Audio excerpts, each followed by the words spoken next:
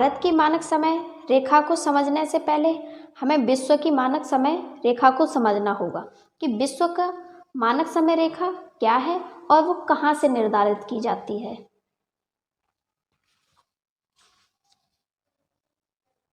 ये है हमारा ग्लोब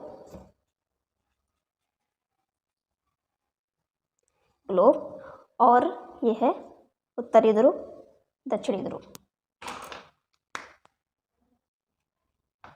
उत्तरी ध्रुव, दक्षिणी ध्रुव। जो रेखाएं उत्तर ध्रुव से दक्षिण ध्रुव की तरफ चलती हैं, या ये कह सकते हैं जो रेखाएं ध्रुवों पर आकर मिलती हैं, उन्हें हम देशांतर रेखाएं कहते हैं। ये रेखाएं हमारी देशांतर रेखाएं हैं। पृथ्वी गोल है तो प्रत्येक डिग्री पर ये रेखाएं खींची गई हैं, तो देशांतर रेखाओं की संख्या 360 होती है। केवल अध्ययन की दृष्टि से इन्हें खींचा गया है। तो पूरी पृथ्वी पर 360 देशांतर हैं। अब इनमें से हम किसको 0 डिग्री देशांतर माने, जिससे पूरी पृथ्वी का समय बराबर बराबर निर्धारण किया जा सके। तो हम तो किसी भी देशांतर को 0 डिग्री मान सकते हैं, इसको भी मान सकते हैं। अगर हम इसको मानेंगे तो यहाँ से पूरी पृथ्वी को आधा आधा कर सकते हैं। अगर यहाँ से 0 डिग्री मानेंगे तो यहाँ से भी हम पूरी पृथ्वी को आधा आधा कर सकते हैं। 360 देशांतर हैं कुल। तो 0 डिग्री देशांतर किसको माना जाए? तो 0 डिग्री देशांतर यहाँ पर एक स्थान है लंदन। लंदन के पूर्व में स्थित है एक स्थान ग्रीनविच। ग्रीनविच स्थान से एक देशांतर होके गुजरी है और उसी देशांतर को हमने 0 डिग्री देशांतर निर्धारित कर दिया गया। उसका कारण क्या था? यहाँ पर एक रॉयल वेधशाला थी, रॉयल वेधशाला। इसके ऊपर से ये देशांतर गुजरती है, इस कारण से इसे हमने 0 डिग्री देशांतर निर्धारित कर दिया और यहाँ से पूरे विश्व का समय निर्धारित किया जाता है। जो देश इस 0 डिग्री देशांतर से पूर्वी भाग में पड़ते हैं उनका समय आगे चलता है, और जो देश यहाँ से 0 डिग्री देशांतर से पश्चिम में स्थित होते हैं उनका समय पीछे चलता है। या हम ये कह सकते हैं कि इधर के देशों का, पूर्वी देशों का समय 0 डिग्री देशांतर में जोड़ दिया जाता है और पश्चिमी देशों का घटा दिया जाता है। अब हम बात करेंगे कि 2 देशांतरों के मध्य सबसे दूरी अधिक कहाँ पर होगी। तो सबसे अधिक दूरी 2 देशांतरों के मध्य भूमध्य रेखा पर होगी, क्योंकि ध्रुवों पर तो ये आकर मिल जाती हैं। तो सबसे अधिक दूरी इनकी देखने को मिलेगी हमें भूमध्य रेखा पर, 111.32 किलोमीटर। अब हम बात करेंगे कि 0 डिग्री देशांतर और 0 डिग्री अक्षांश, ये दोनों जिस स्थान पर एक दूसरे को काटते हैं वो कौन सा स्थान है? तो 0 डिग्री देशांतर और अक्षांश एक दूसरे को इस स्थान पर काटते हैं। तो ये स्थान पड़ता है गिनी की खाड़ी, जो कि अफ्रीका के पास है। इसे बोलेंगे गिनी की खाड़ी। यहाँ पर ये 0 डिग्री देशांतर और 0 डिग्री अक्षांश एक दूसरे को काटती हैं। अब हम बात करेंगे कि अगर हम इसको एक तरीके से खोल दें तो इसका विवरण क्या होगा। अगर पृथ्वी को हम यहाँ से खोल के देखते हैं कि ये 0 डिग्री देशांतर है, तो जब हम यहाँ से इसको खोलेंगे तो आधा भाग इधर हो जाएगा पूर्वी और आधा हो जाएगा पश्चिमी। ये पूर्वी भाग है, ये पश्चिमी भाग है। तो जो देश पूरब की तरफ पड़ेंगे तथा जो देश पश्चिम की तरफ पड़ेंगे, प्रत्येक डिग्री पर एक देशांतर है, इधर भी प्रत्येक डिग्री पर एक देशांतर है। तो ये जो देशांतर पूरी पृथ्वी पर प्रत्येक डिग्री पर गुजर रही हैं, तो इन पर कोई ना कोई देश स्थित है। तो अब हम ये देखेंगे कि कोई भी देश अगर अपनी मानक समय रेखा को तय करता है तो किस आधार पर करता है। माना कि कोई देश यहाँ से यहाँ तक उसका विस्तार है, तो अब यहाँ से यहाँ तक उसका विस्तार है तो अनेक देशांतर गुजर रही होंगी यहाँ से। तो किस देशांतर को वो अपनी मानक समय रेखा बनाए? तो इसका विस्तार पश्चिम में जहाँ तक है अंतिम और जहाँ तक पूरब में अंतिम है उन सबको वह कुल जोड़ लेगा और उसका आधा यानी कि हाफ बिल्कुल बीचों बीच से जो रेखा गुजर रही होगी उसको अपनी मानक समय रेखा बनाएगा। जैसे कि हम समझ लेते हैं, कोई भी देश एक देशांतर से 30 देशांतर के मध्य विस्तारित है। अब यहाँ से 1 से लेकर 30 देशांतर इस देश से होकर गुजर रही हैं। तो मानक समय रेखा किसको बनाएगा? 30 रेखाओं के जो बिल्कुल बीचों बीच में होगी 15 डिग्री देशांतर को वह अपनी समय रेखा को निर्धारण करेगा। इसी तरीके से हम देखेंगे कि भारत की 82.5 क्यों बनाई है, यह हम आगे देखेंगे। अब देखते हैं कि एक देशांतर से दूसरे देशांतर के जो मध्य का स्थान होता है उसे हम क्या कहते हैं, या एक देशांतर से दूसरे देशांतर तक की दूरी को क्या कहते हैं? इसे कहते हैं गोरे। अब हम देखेंगे कि 0 डिग्री देशांतर रेखा जो है उत्तरी ध्रुव से दक्षिणी ध्रुव तक गई है, तो इस पर कौन कौन से देश स्थित हैं, इसे हम बहुत ही आसानी ट्रिक से समझेंगे। तो ट्रिक है घाट में BSF। 0 डिग्री देशांतर पर कुल 8 देश पड़ते हैं। कौन कौन से हैं? जी से हो जाएगा घाना, ए से हो जाएगा अल्जीरिया और एम से हो जाएगा माली, ई से हो जाएगा इंग्लैंड, बी से हो जाएगा बुर्किन फासो,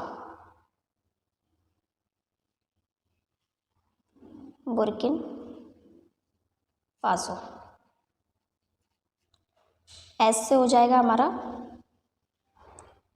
स्पेन और एफ से है फ्रांस।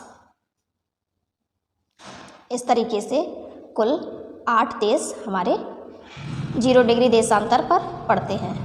आइए इनको एक बार काउंट कर लेते हैं।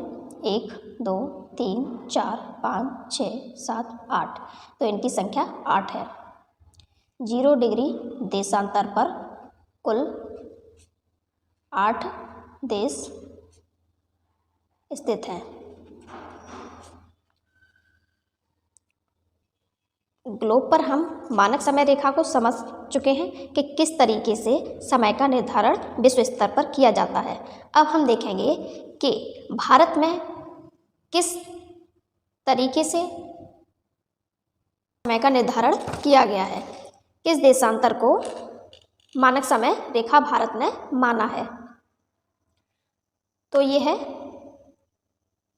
पूर्वी देशांतर और ये है पश्चिमी देशांतर। पहली वीडियो में हम आपको विस्तार पूर्वक बता चुके हैं कि ये जो देशांतर है पश्चिमी देशांतर 68 डिग्री 7 मिनट पर स्थित है और अंतिम पूरब में जो देशांतर है 97 डिग्री 25 मिनट पर है और इनके बीच कुल लगभग 29 देशांतर आते हैं, यानी कि भारत लगभग 29 देशांतरों के मध्य स्थित है। तो अब भारत में मानक समय रेखा किसको निर्धारित किया जाए, तो किसी भी देश की मानक समय रेखा के लिए उसकी कुल देशांतरों का पता होना आवश्यक है। यहाँ पर हमारे कुल देशांतर आ जाते हैं लगभग 29। जब हमें भारत के बीचों बीच से ऐसी समय रेखा निकालनी है जिससे पूरब का तथा पश्चिम का समय का अंतर अधिक ना रहे, पूरे देश में एक जैसा ही समय रहे, लगभग 29 देशांतर हैं, तो इनके मध्य की यानी कि हम आधा करेंगे। अब ये जो 14.5 आया है ये मध्य की देशांतर, या तो इसमें से जोड़ दीजिए या इसमें से घटा दीजिए, तो बीच की देशांतर का हमें पता चल जाएगा। लगभग में ये है हमारा पश्चिमी देशांतर 68 डिग्री और हमें आधा किया तो मिला 14.5। इन दोनों को हम जोड़ देंगे, 5 8 और 4 12, 1, ये हो जाता है 82.5 डिग्री, यानी कि भारत की जो मानक समय रेखा है वो 82.5 मानी गई है। अब 82.5 क्यों मानी गई है? क्योंकि कुल देशांतर 68 डिग्री 7 मिनट से 97 डिग्री 25 मिनट तक कुल 29 देशांतर हैं। तो हमने इनके मध्य की देशांतर निकाल ली, जिससे पूर्वी भाग और पश्चिमी भाग का समय का अंतर अधिक ना रहे, पूरे देश में एक जैसा समय रहे। फिर भी यहाँ से अरुणाचल प्रदेश से गुजरात में 2 घंटे का अंतर है, वो हम देखेंगे कि कैसे अंतर है आगे। अब आइए कुछ मुख्य बिंदुओं पर चर्चा करते हैं। मानक समय रेखा क्या होती है? मानक समय रेखा समय निर्धारण करने वाली रेखा होती है। मानक समय रेखा को इंडियन स्टैंडर्ड टाइम भी कहते हैं। विश्व का समय निर्धारण कहाँ से किया जाता है? ये हम देख चुके हैं, 0 देशांतर, जो लंदन के पूरब में स्थित है ग्रीनविच स्थान से, इसलिए इसे ग्रीनविच रेखा भी कहते हैं तथा इसके कई नाम हैं। इसे GMT तथा यामोत्तर रेखा भी कहते हैं। भारत का समय निर्धारण कहाँ से किया जाता है? 82.5 डिग्री से, जो कि प्रयागराज के नैनी नामक स्थान से होकर गुजरती है। किसी भी देश का समय वहां से गुजरने वाली देशांतर पर निर्भर करता है, जिसमें किसी भी देश से गुजरने वाली कुल देशांतरों में से मध्य देशांतर पर निर्भर करता है, जिससे उस देश में समय अंतराल अधिक ना रहे। सूर्य को 1 डिग्री पार करने में 4 मिनट का समय लगता है, क्योंकि पृथ्वी गोल है, अर्थात 360 देशांतर है कुल, और 360 पर 24 घंटे का समय लगता है। पृथ्वी हमारी गोल है और वह अपने एक्सिस पर, अक्ष पर 24 घंटे में घूम जाती है, यानी पृथ्वी 24 घंटे में 360 डिग्री घूम रही है। तो 1 घंटे में पृथ्वी कितना घूमती है? 1 घंटे में निकालते हैं, 1 घंटे में पृथ्वी कितना घूमेगी? 24 घंटे में घूमती है 360, तो 1 घंटे में घूमेगी 360 बटे 24। जब हम 24 का भाग 360 में देंगे तो ये निकल कर आएगा 15 डिग्री, यानी 1 घंटे में पृथ्वी 15 डिग्री घूम जाती है। अब हम बात करेंगे कि सूर्य 1 डिग्री पार करने में 4 मिनट का समय कैसे लेता है। तो अब हम निकाल के देखेंगे कि 1 डिग्री घूमने में कितना समय लगता है। 1 घंटे में 15 मिनट लग रही हैं, पृथ्वी को 360 डिग्री यानी 1 चक्कर पूरा करने में 24 घंटे का समय लग रहा था, तो हमने 1 घंटे में निकाल लिया कि 1 घंटे में 15 डिग्री पृथ्वी घूम जाती है। अब बात करेंगे हम 1 डिग्री, तो 1 डिग्री में कितना समय लगेगा? 1 घंटे में 15 मिनट, तो 1 डिग्री में इसे मिनट में कन्वर्ट कर देंगे, 60 मिनट हो जाएगा। 1 घंटे को कन्वर्ट करेंगे मिनट में, 60 मिनट और 15 डिग्री। जब हम इस 15 का भाग 60 में देंगे तो निकल के आएगा 4 मिनट का समय, यानी सूर्य 1 डिग्री पार करने में 4 मिनट का समय लेता है। घंटे में 15 डिग्री घूमेगी तथा 1 डिग्री घूमने के लिए उसे 4 मिनट का समय लगेगा। हम ये भी कह सकते हैं कि एक देशांतर से दूसरे देशांतर के बीच 4 मिनट का समय होता है। भारत से लगभग 29 देशांतर गुजरती हैं। भारत का समय अंतराल अधिक ना रहे, इसलिए मध्य देशांतर को मानक समय रेखा माना है, जो 82.5 है। अब 82.5 कैसे है ये हम बात करेंगे। पूरब में है हमारा 97 डिग्री लगभग में, और पश्चिम में है लगभग में 68 डिग्री।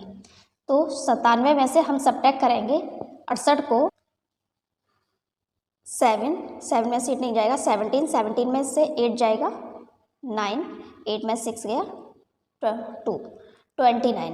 ओके, अब हम बात करेंगे आगे, यानी कि कुल देशांतर हमारी 29 निकल आई। तो 29 के हमें बीच वाली देशांतर चाहिए, तो बीच की देशांतर कौन सी होगी? इसका हम आधा कर लेते हैं। 29 का हाफ होगा 14.5, 14.5। या तो इसमें जोड़ दें या इसमें घटा दें, एक ही बात है। अगर 68 में 14.5 को अगर हम जोड़ते हैं तो ये आएगा 82.5, जो कि हम पहले ही यहाँ पर आपको समझा चुके हैं। चाहे आप इसमें से घटा दीजिए तब भी 82.5 ही आएगा, चाहे आप इस तरीके से कर लीजिए। यह है पश्चिमी देशांतर लगभग में 97, और इसमें से 14.5 को घटा दीजिए तब भी 82.5 ही आपका आएगा। चाहे 68 डिग्री में 14.5 जोड़ दीजिए, चाहे 97 में से 14.5 घटा दीजिए, तब भी 82.5 डिग्री ही बीच की देशांतर निकल के आएगी। इसलिए भारत की जो मानक समय रेखा है वो 82.5 मानी गई है, क्योंकि वह भारत के मध्य में पड़ती है, जिससे दोनों का समय अंतराल अधिक ना रहे। अब हम बात करेंगे कि 82.5 जो देशांतर मानक समय रेखा है भारत की, वह 0 डिग्री देशांतर से 5.5 घंटे आगे कैसे रहती है। तो ये हम पहले ही बता चुके हैं कि प्रत्येक देशांतर में 4 मिनट का अंतर होता है। अब 0 से 82.5 कितना आगे है, 0 से 82.5 आगे है। हाफ को हम 0.5 भी लिख सकते हैं। और प्रत्येक देशांतर में 4 मिनट का अंतर होता है, यानी कि 0 से देशांतर से लेकर 82.5 देशांतर जो भारत की मानक समय रेखा मानी गई है, वह 0 से 82.5 आगे है। तो हम इसमें 4 का गुणा कर देंगे, 5 चौक 20, 2 4 दूनी 8 10, 8 चौक 32 और 1 33। तो ये निकल के आ गया 330। अब ये निकल के आया है मिनट, हमें इसे घंटे में कन्वर्ट करना है, तो 330/60। तो ये हमें इतने बार काटना है कि पूरा पूरा कट जाए, पॉइंट में नहीं काटना, क्योंकि जो भी बचेंगे वो मिनट बचेंगे। तो 60 का पूरा पूरा भाग इसमें जाएगा 5 बार, 6 पंजे 30, और जो मिनट बची हैं वो बची हैं 30 मिनट। तो इस तरीके से भारत का जो समय है वो 0 डिग्री देशांतर से यानी GMT से 5.5 घंटे आगे रहता है। यहाँ आपको पता होना चाहिए हमने 4 का गुणा क्यों किया गया, क्योंकि प्रत्येक डिग्री हम 1-1 डिग्री करके आगे बढ़ेंगे तो प्रत्येक डिग्री पर 4 मिनट का समय लग रहा है। अब हम बात करेंगे कि जो भारत की मानक समय रेखा है 82.5 डिग्री, वो कौन कौन से राज्यों से होकर गुजरी है। 82.5 डिग्री मानक समय रेखा 5 राज्य पड़ते हैं कुल। कौन कौन से हैं वो, यहाँ है उत्तर प्रदेश, और उत्तर प्रदेश के प्रयागराज से ही, नैनी से ये रेखा होकर गुजरी है। उसके नीचे पड़ेगा MP, मध्य प्रदेश, उसके बाद छत्तीसगढ़, उसके बाद यहाँ पड़ेगा उड़ीसा, और उसके नीचे पड़ेगा आंध्र प्रदेश। कुल 5 राज्य मानक समय रेखा पर पड़ते हैं। इस तरीके से मानक समय रेखा पूरा टॉपिक हमारा कंप्लीट होता है, और पेट परीक्षा में टाइम जोन नाम से ये टॉपिक दिया हुआ है। इस तरीके से मानक समय रेखा पूरा टॉपिक हमारा कंप्लीट होता है, और ये मानक समय रेखा आने वाली परीक्षा पेट में टाइम जोन के नाम से सिलेबस में दिया हुआ है, और आप इसका अध्ययन कीजिए, एक भी प्रश्न आपका इससे बाहर नहीं जाएगा। आज के लिए इतना ही, थैंक यू।